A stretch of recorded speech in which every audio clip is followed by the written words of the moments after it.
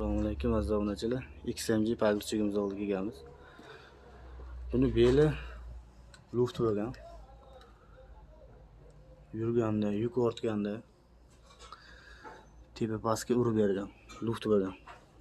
Keyin qo'ytda yurganda ham luft bo'lgan. Buni joyini mana korpus bilan mana joyini rastoshka qilib beramiz. Mana bu tomonlarni vtulka palaslarni almashtirib beramiz. Silindrlarda ham shunaqa muammo bo'lgan.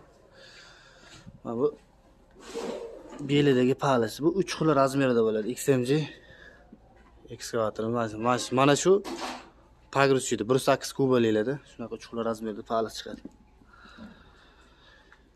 Xo'p, kimga shunaqa xizmatlar kerak bo'lsa, joyda xizmat ko'rsatamiz.